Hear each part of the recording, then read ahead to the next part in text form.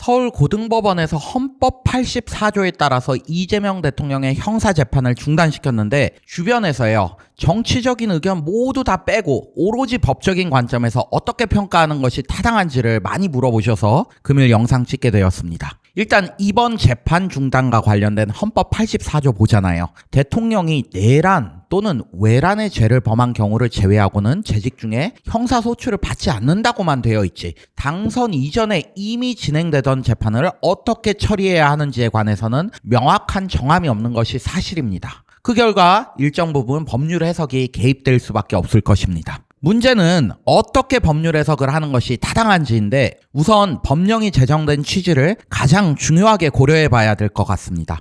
헌법 84조는요, 대통령의 경우에 국가 권력을 찬탈하는 내란죄하고요, 외국 세력과 합세하여서 대한민국의 존립을 위태롭게 하는 외란죄, 이렇게 나라를 뒤엎을 수 있는 중대한 범죄에 한해서만 재판이 가능하게끔 함으로써 대통령이 재임 기간 중에 설령 살인 등의 범죄를 저질렀다 하더라도 공연히 형사사건에 휘말리지 말고 업무에만 집중할 수 있도록 만들어 놓은 규정이라고 봐야 될 겁니다. 이러한 입법 취지를 반영했을 때는 기존의 대통령이 재판을 받고 있었다 하더라도 재임 기간 중에는 재판 업무에서 해방되어 가지고 업무에 전념할 수 있다고 보는 거에 좀 더 타당해 보입니다. 자, 둘째로요, 헌법 84조에 등장하는 소추라는 개념은요, 검사가 법원에다가 땡땡땡 피고인을 처벌해 주세요라고 하면서 공소장을 접수하는 행위로서 이게 형사 절차의 첫 단추에 해당합니다.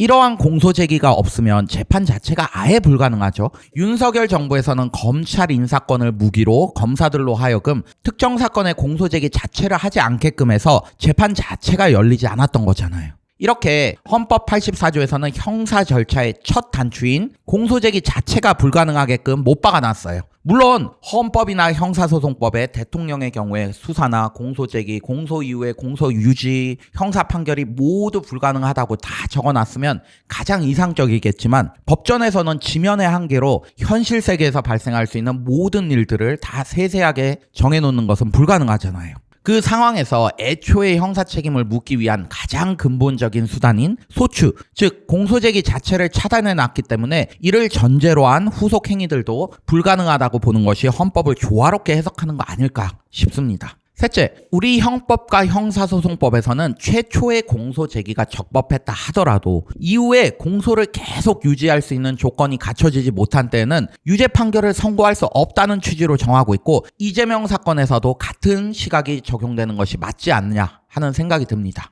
형사소송법 327조 한번 볼게요. 공소기각 판결이라고 되어 있죠. 공소기각 판결은 형사재판의 요건이 갖춰지지 않아가지고 유죄냐 무죄냐 이런 판단까지 나아가지도 않고 검사의 청구를 기각하겠다는 의미예요. 여기 1호에서 피고인에 대하여 재판권이 없을 때라고 써져 있는데 이게 헌법 84조하고 딱 맞닿아 있습니다. 대통령은 재직 중에 내란, 외환죄 이외에는 소추되지 않잖아요. 근데 만약 검사가 상해죄나 살인죄로 대통령 고소했다. 그럼 재판권 자체가 없게 돼서 여기 1호에 따라서 공소기각 판결이 선고되어야 합니다. 그리고 5호 한번 봐보세요.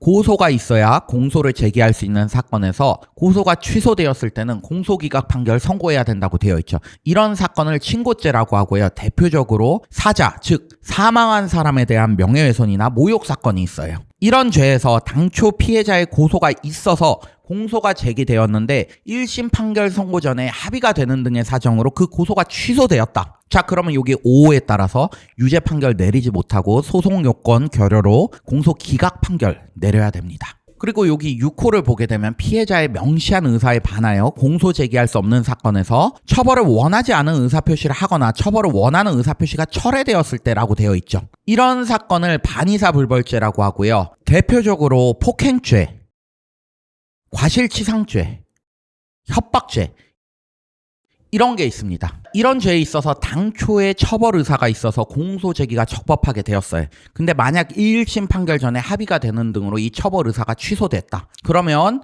유죄 판결이나 무죄 판결 내리지 못하고 공소 기각 판결 내려야 됩니다. 지금 문제가 되는 것은 이재명이 대통령 당선 이전에 적법하게 공소 제기가 되었는데 그 상태에서 대통령이 된 경우에도 이미 진행된 공소가 유지될 수 있냐? 더 나아가서 유죄 판결 선고할 수 있느냐? 이거잖아요. 대통령의 형사재판권과 관련된 규정이 형사소송법 제327조 제1호에 나와 있는데 같은 조 5, 6호에 열거된 공소기각 판결 사유들까지 참조해 보잖아요. 그러면 애초에 적법하게 공소제기된 사건들에 있어서도 1심 판결 선고 이전에 고소나 처벌 의사가 없어져가지고 공소 유지 조건이 상실되면 유무죄 판결 내리지 못하고 공소기각 판결 선고해야 된다고 되어 있어요. 이런 같은 조항 내 규정들과 조화롭게 해석한다고 하더라도 이재명에 대해서는 당초에 적법하게 공소 제기됐다 하더라도 이후에 대통령의 신분을 취득하였다면 유무죄 판결 선고하지 못하고 대통령 재임 기간 동안에는 재판이 중단되는 게 타당하지 않을까 싶습니다. 자, 금일은 이재명 대통령 재판 중단에 관한 제 생각 정리해서 말씀드렸는데 가장 중요한 거는 대통령 재임 기간 동안 잠시 재판이 정지된다 하더라도 임기 후에는 당연히 모든 국민과 동일하게 형사 책임 져야 할 것이기 때문에 이걸 두고 도저히 받아들일 수 없다라고까지 평가하기는 어려울 듯합니다. 큰 일을 위해서 잠시 작은 일을 희생시킨다 정도로 이해하는 게 적절치 않을까 하고요. 오늘 영상 도움되셨다고 하면 구독과 좋아요 한 번씩 부탁드립니다.